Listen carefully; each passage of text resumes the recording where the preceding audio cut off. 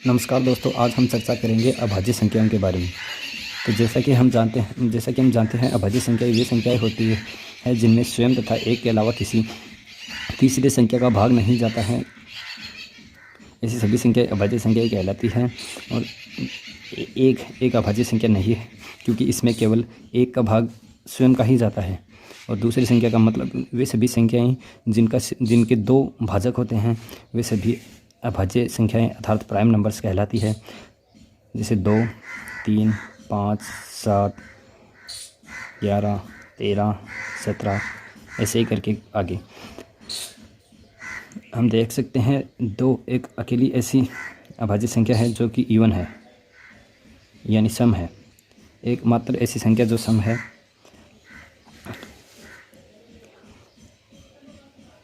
और अक्सर विभिन्न प्रतियोगी परीक्षाओं में ऐसे सवाल पूछे जाते हैं कि जांच कीजिए कि निम्न में से कौन सी संख्या एक अभाज्य संख्या है अथवा कौन सी संख्या एक अभाज्य संख्या नहीं है। इस प्रकार के क्वेश्चन अक्सर हमें देखने को मिलते हैं। तो इसके लिए हमें अभाज्य संख्याओं की गहराई से जानकारी होनी आवश्यक है।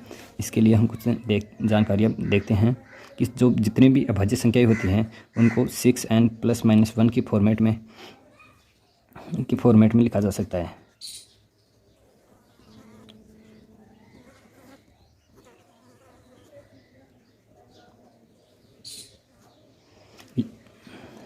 लेकिन ये ज़रूरी नहीं कि सभी 6n+-1 की फॉर्मेट में लिखी गई संख्याएं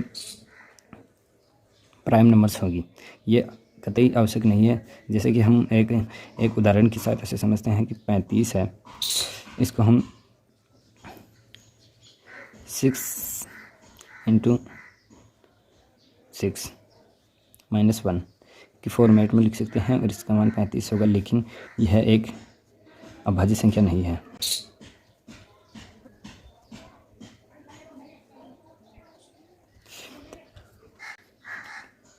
तो हम अभाज्य संख्याओं की जांच कैसे करें, इसके लिए हम एक नियम देखते हैं। सर्वप्रथम कि जो भी हमें संख्या दी गई है उससे आसपास वाला अर्थात उससे बड़ा कोई वर्ग संख्या देखते हैं और उस वर्ग संख्या का जो वर्गमूल होता है उससे नीचे जितनी भी अभाज्य संख्याएं होती है उन सभी का जिस संख्या का हमें अभाज्य की जांच करनी है उनमें भाग देना है। और अगर भाग पूरा किसी भी संख्या के द्वारा लग जाता है तब तो वो संख्या अभाज्य संख्या नहीं होगी, अन्यथा वो एक अभाज्य संख्या होगी। जैसे एक उदाहरण की सहायता से देखते हैं।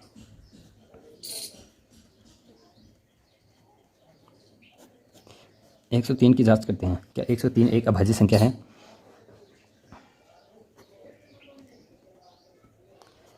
तो हम देखते हैं कि इसके आसपास वाला कोई वर्ग संख्या क्या है, इसके जस्ट ऊपर वाली।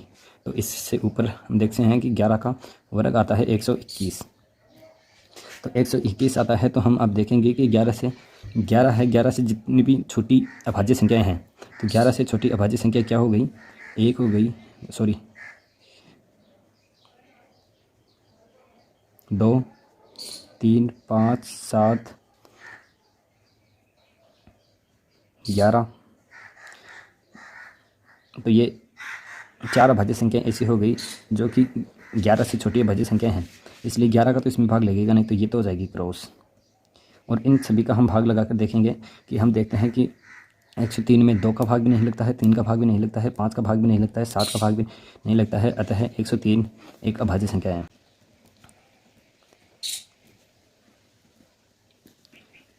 जैसा कि हमने ये दूसरा नियम देखा था कि सभी अभाज्य संख्याओं को 6n+-1 के फॉर्मेट में लिखा जा सकता है। तो इसे हम 6n+-1 के फॉर्मेट में लिखेंगे।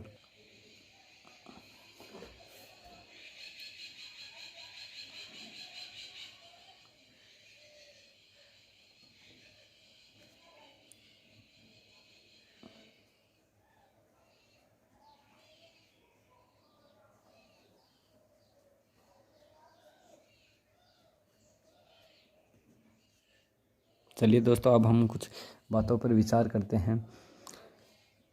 जैसे हमने चर्चा की कि 2 एकमात्र ऐसी अभाज्य संख्या है जो कि सम है।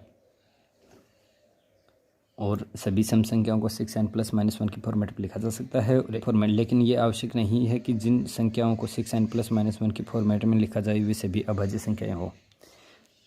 3, 5 और 7 इन 3 संख्याओं का एकमात्र ऐसा समूह है जिनके पास वाली संख्याओं का अंतर 2 है।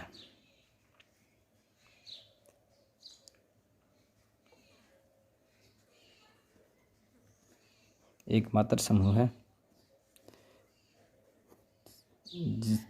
जिनके पास वाली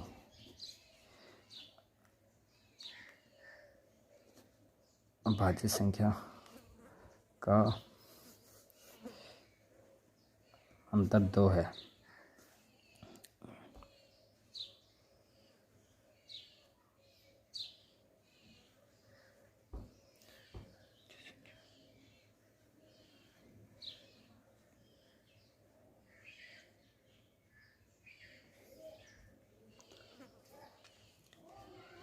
इसी प्रकार हम देखते हैं कि 2 से बड़ी सभी अभाज्य संख्याओं में किन्हीं भी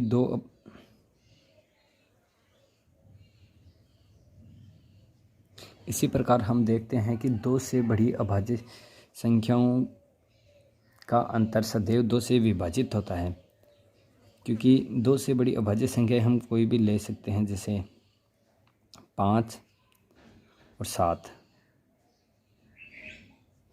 या फिर कुछ भी 5 और 7 लेंगे तो इन दोनों का अंतर 2 आएगा,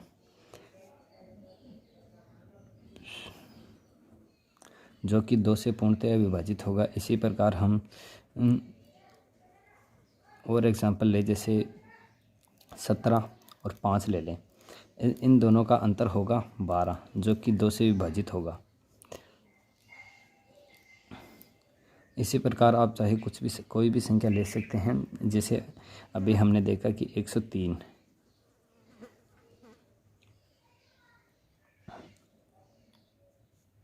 और 3 भी एक अभाज्य संख्या है। इन दोनों का अंतर भी 100 होगा, जो कि 2 से विभाजित होगा।